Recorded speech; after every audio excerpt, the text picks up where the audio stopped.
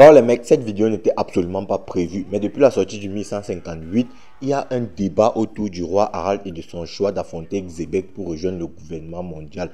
Et le débat est à sens unique étant donné que pour la grande majorité de la communauté One Piece, Harald a fait le pire choix possible dans ces conditions-là. Sauf que les mecs, je peux pas m'empêcher de penser qu'il y a un truc qui ne tient pas dans ce choix-là. En fait, je n'arrive pas à donner tort à Harald. T'as dit, c'est pas que je suis mitigé ou que je vais faire le différent, mais les mecs, le truc c'est que ça paraît trop évident en fait. Ça paraît beaucoup trop évident, surtout que le personnage de Harald, de base, c'est pas un personnage qui est complètement stupide ou complètement con. Bien évidemment, ça ne vient pas d'un feeling comme ça que je me suis levé, je vous ai dit ça. Non, il y a des arguments derrière. Déjà, le premier argument, c'est que Harald, il connaît la face cachée du gouvernement mondial. Il sait que les gars sont sombres. Alors, je vois beaucoup de débats là. Il y en a qui disent, ouais, le roi Harald, il a vu le gouvernement mondial, il sait à quel point ils sont sombres et tout. Mais malgré tout, il tient quand même à rejoindre le gouvernement mondial tout en ayant été témoin de la cruauté des membres du gouvernement mondial. Les gars, selon la logique populaire de la communauté One Piece, et logique qui selon moi est complètement justifiée, Harald devait normalement rejoindre Xébec étant donné que les deux choix qui lui ont été proposés, c'est le choix 1 qui lui a été proposé par son pote, j'ai même envie de dire son meilleur pote, étant donné que depuis leur rencontre, Xébec considère Harald comme son meilleur pote. Et je pense que c'est réciproque au vu des propos du narrateur dans le chapitre 1158, là où le narrateur disait que c'est au thème de ce combat que leur amitié prit fin. Du coup, je pense que voilà, autant Xébec considérait Harald comme son meilleur pote, je pense que c'était pareil pour Harald vis-à-vis de Xébec. Bon, du coup, la proposition de Xébec, c'était quoi? La proposition de Xébec, c'était que, mec, associe-toi à moi et faisons descendre le gouvernement mondial par la force. Et le choix de, c'est un choix qui lui a été proposé par le gouvernement mondial. Si tu tiens tant à rejoindre le gouvernement mondial, tue ton meilleur pote, Rocksteady Xébec, et là, on va vraiment t'intégrer au gouvernement mondial. Et là, les mecs, je pense que nous tous, dans la logique, en fait, moi, je pense que là, ce qui est en train de nous tromper, c'est qu'on met trop d'émotions dans les deux propositions. Du coup, on se dit, ouais, il y a ton meilleur ami qui te propose une solution d'anéantir les crapules qui veulent détruire le monde et tout. Et de l'autre côté, voilà, les crapules te proposent une autre solution qui vraiment, bon, si tu les rejoins, tu deviens aussi une crapule. Du coup, le choix, il est vite fait. Tu rejoins ton meilleur pote et vous détruisez les crapules. Bon, je pense que là, vous laissez un peu parler vos émotions. Pourquoi je dis ça? Eh bien, c'est parce que les mecs, réfléchissez un peu 2 minutes. Calmez-vous, lâchez les émotions, vous réfléchissez 2 minutes. Dites-vous que les mecs, Harald, roi de Elbaf, qui est considéré comme étant la nation la plus puissante du monde, offre sur un plateau d'argent la puissance des géants au gouvernement mondial.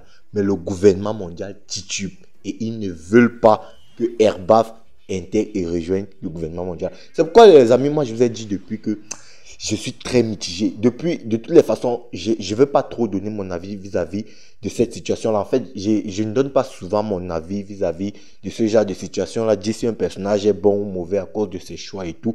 Mais là, pour le coup, avec le personnage du roi Harald, je vois il y a beaucoup de bruit. Beaucoup disent que ouais, Harald c'est un rat. Mais les mecs, je vous le dis encore. Et franchement, je vais me répéter. Posez-vous la question, pourquoi est-ce que le gouvernement mondial refuse depuis la puissance militaire de Elbaf qui est considéré comme la nation la plus puissante au monde?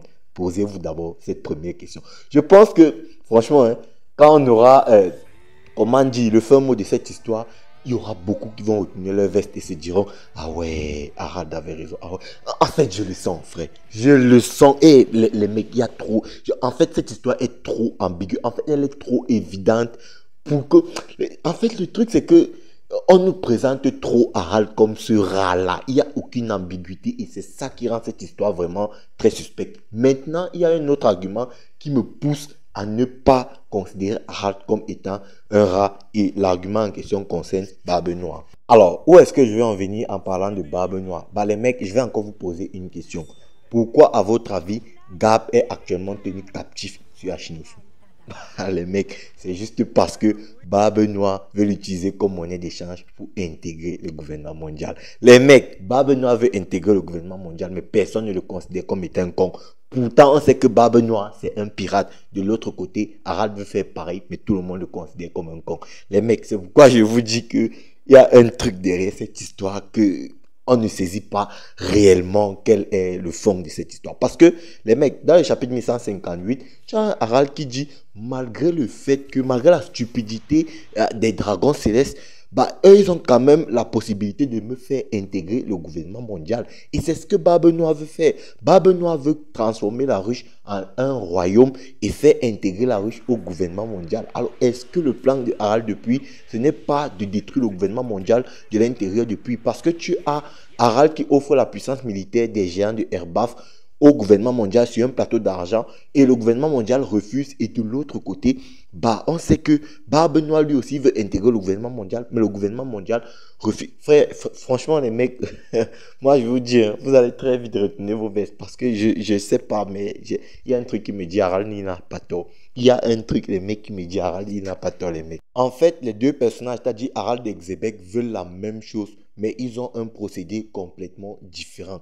Le truc, c'est que bah, Harald, lui, il essaie de faire preuve de subtilité, là où le personnage de Xebec, il est complètement brut. C'est d'ailleurs pourquoi bah, Harald dit tout le temps à Xebec que je ne vois pas ce que je vais gagner en m'associant à toi, qui est une brute qui est reconnue comme une crapule. Parce que les mecs, il le dit encore clairement, je suis un roi. Le truc, c'est qu'en s'associant à Xebec, fait tomber le gouvernement mondial. Ça voudrait dire qu'il envoie son peuple à la guerre. Or, Harald, je ne pense pas qu'il veut envoyer Erbaf à la guerre, et surtout parce que les mecs, il y en a qui confondent beaucoup de choses. Je pense qu'il y en a qui confondent le fait que Harald veut réhabiliter l'image des géants auprès des autres peuples et au fait que bah, Harald veut intégrer le gouvernement mondial. Ce n'est absolument pas la même chose. Harald ne veut pas réhabiliter son image et l'image des géants auprès du gouvernement mondial. Non, il sait pertinemment et parfaitement que le gouvernement mondial voit les géants comme des armes, comme des machines de guerre. Mais là où il veut réhabiliter son image, c'est auprès des autres peuples. Ce n'est pas auprès du gouvernement mondial. Du coup, parce que vous ne comprenez pas, c'est que en rejoignant Xebec, qui est un pirate, et étant donné que dans l'univers du One Piece, les pirates sont considérés comme étant des forbans, des truands et tout ça, et s'ils vont attaquer le gouvernement mondial, qui eux sont considérés comme étant les justiciers et tout ça, bah on va dire, encore ces géants-là, ouais, ils ne savent que se battre et tout, ouais, les blabla de Harald, ce n'était que des propos, à dormir debout et tout. Du coup, Harald, à mon avis, essaie de faire preuve de subtilité. Et c'est là où les mecs, il y a un truc qui, frérot, je suis persuadé que Harald a raison. Je ne sais pas, mais le mec, il a raison. Bref, les mecs, on y reviendra quand ça. Je peux me tromper, hein, et franchement, je peux me tromper, mais je n'arrive pas à donner tort à Harald. Je vous le dis clairement. Depuis que j'ai vu, si je n'en ai pas parlé dans mon analyse des revues chapitre 1158, bah, c'est parce que déjà, pour moi, en fait, ça me paraissait évident que Harald a raison. Je vous le dis, ça me paraissait évident. Donc, du coup, je n'ai même pas touché un mot. Mais là, les gars, franchement, j'ai fait cette vidéo parce qu'il y a beaucoup de bruit autour, mais je vous le dis clairement, Harald, il a raison.